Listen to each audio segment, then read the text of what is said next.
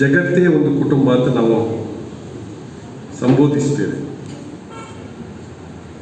Global village ಅಂತ ವರ್ತಮಾನ ದಿನಗಳಲ್ಲಿ ನಾವು ಜಗತ್ತನ್ನು ನಾವು ಒಂದು ಅಂಗೈಯಲ್ಲಿ ಕಾಣುವಷ್ಟರ ಮಟ್ಟಿಗೆ ಆಧುನಿಕ ಜಗತ್ತು ಬದಲಾವಣೆ ಆಗಿದೆ. ಇದು ಮೂಲಭೂತವಾಗಿ ಜಗತ್ತು ಒಂದು ಕುಟುಂಬ ಅಂತ ಹೇಳ್ತಕ್ಕಂಥ ಮಾತನ್ನು ನಾವು ಯಾವ ಹಿಂದೆ ಹೇಳ್ತಾ ಇದ್ದೀವಿ, ಅದಕ್ಕೆ ನಿಜವಾದ ಅರ್ಥ ಕೊಟ್ಟದ್ದು ಈ ಗ್ಲೋಬಲ್ ವಿಲೇಜ್ ಅಂತ ಬಂದ ನಂತರ. ಯಾಕಂತಂದರೆ ಜಗತ್ತು ಒಂದು ನಮ್ಮ ಅಂಗೈಯಲ್ಲೇ ಅದನ್ನು ನೋಡಲಿಕ್ಕೆ ಸಾಧ್ಯವಾದಂಥ ಒಂದು ಸ್ಥಿತಿ. ಸಂಪೂರ್ಣವಾಗಿ ಜಗತ್ತು ಒಂದು ಕುಟುಂಬವಾಗಿ ನಮಗೆ ಕಾಣ್ತಾ ಇದೆ. ಜಾಗತಿಕ ಒಂದು ಸೇವಾ ಸಂಸ್ಥೆಯಾಗಿ ಗುರುತಿಸಿಕೊಂಡಂಥ ಲಯನ್ಸ್ ಸೇವಾ ಸಂಸ್ಥೆ ಜಗತ್ತಿನಾದ್ಯಂತ ಅನೇಕ ಸೇವಾ ಕಾರ್ಯಕ್ರಮಗಳನ್ನು ಮಾಡಿಕೊಂಡು ಬರ್ತಾ ಇದೆ. ಬಂಟ್ವಾಳದಲ್ಲಿ ಈ ಲಯನ್ಸ್ ಸೇವಾ ಸಂಸ್ಥೆ ತನ್ನದೇ ಆದಂತಹ ಒಂದು ಹಿರಿಮೆ ಮತ್ತು ಗರಿಮೆಯನ್ನು ಉಳಿಸಿಕೊಂಡು ಬಂದಿದೆ. ಬಹುಶಃ ಲಯನ್ಸ್ ಕ್ಲಬ್ಬಿನ ಜೊತೆ ನನಗೂ ಒಂದು ಸಣ್ಣ ಸಂಬಂಧ, ಅದು ವಸಂತ ಬಾಲಿಗರಿಂದ ನಾನು ಹೇಳಬೇಕಾಗಿದೆ. ಯಾವುದೇ ಸಣ್ಣ ಪುಟ್ಟ ಸಮಸ್ಯೆ ಬಂದಾಗ ವಸಂತ ಬಾಲಿಗರು ನನ್ನ ಹತ್ರ ಬರ್ತಾರೆ. ಆವಾಗ ಲಯನ್ಸಿನ ನೆನಪು ನನಗೆ ಮತ್ತೆ ಮತ್ತೆ ನನ್ನ ಸ್ಮೃತಿಪಟಲಕ್ಕೆ ಮುಟ್ಟುತ್ತದೆ.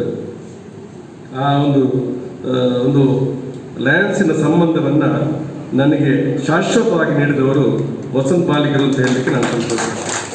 ಅದಕ್ಕೆ ನಾನು ಯಾವಾಗಲೂ ಒಂದು ಕರೆಯೋದು, ನೀವು ಶಾಶ್ವತವಾದ ಲಯನ್ ಅಂತೇಳಿ. ಲಯನ್ ಅಂದರೆ ಶಾಶ್ವತವಾದ ಲಯನ್. ಇವತ್ತು ಈ ಬಂಟ್ವಾಳ ಲಯನ್ಸ್ ಕ್ಲಬ್ಬು ಜನಸಾಮಾನ್ಯರ ಜೊತೆ ಹತ್ತಿರದ ಸಂಬಂಧ ಇಟ್ಟುಕೊಂಡು ಅನೇಕ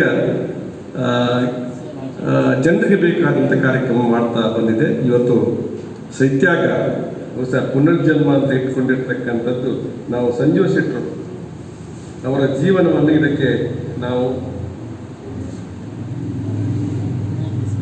ನೆನಪಿಸ್ತಕ್ಕಂಥದ್ದು ಕೂಡ ಸತ್ಯ ಅಂತ ನಾನು ಹೇಳಲಿಕ್ಕೆ ಬಯಸ್ತಾ ಇದ್ದೇನೆ. ನಾನು ಸಂಜೀವ ಶೆಟ್ಟರು ಮನೆಗೆ ಬಂದಾಗ ನನ್ನ ಹೆಂಡತಿ ಹೇಳಿಕೊಂಡು, ನಿಮಗಿರುವಷ್ಟು ಒಂದು ಆಯುಷ್ಯ ಇನ್ನು ಬೇರೆಯವರು ಸಿಗ್ಲಿಕ್ಕಿಲ್ಲ ಅಂತ, ನಿಮಗೆ ಏನೂ ಆಗೋದಿಲ್ಲ, ಏನಾದರೂ ಕೂಡ ನೀವು ಎರಡೆರಡು ಸಾರಿ ಪುನರ್ಜನ್ಮ ಪಡೆದಂಥ ಒಬ್ಬ ವ್ಯಕ್ತಿ ಸಂಜೀವ ಶೆಟ್ಟರು. ಯಾಕಂತಂದರೆ ಮೇಜರ್ ಆಕ್ಸಿಡೆಂಟ್ ಯಾರು ಬದುಕಲಿಕ್ಕೆ ಸಾಧ್ಯ ಇಲ್ಲದಂಥ ಸ್ಥಿತಿಯಲ್ಲಿ ಬಹುಶಃ ಮತ್ತೊಮ್ಮೆ ಬದುಕಿ ಬಂದಂಥ ಮನುಷ್ಯ ಅಂತ ಹೇಳಿದ್ರೆ ಸಂಜೀವ. ಅದಕ್ಕೆ ನಿಮ್ಮ ಜೊತೆ ಇದ್ದವರಿಗೂ ಏನಾಗೋದಿಲ್ಲ ಮತ್ತು ನಿಮಗೂ ಏನಾಗೋದಿಲ್ಲ ಅಂತ ಹೇಳುವಂಥ ಒಂದು ನಂಬಿಕೆ ಖಂಡಿತ ಇದೆ ಅಂತ ಹೇಳ್ತಕ್ಕಂಥ ಮಾತನ್ನು ನಾನು ಈ ಸಂದರ್ಭದಲ್ಲಿ ಹೇಳಲಿಕ್ಕೆ ಇಷ್ಟಪಡ್ತಾ ಇದ್ದೇನೆ.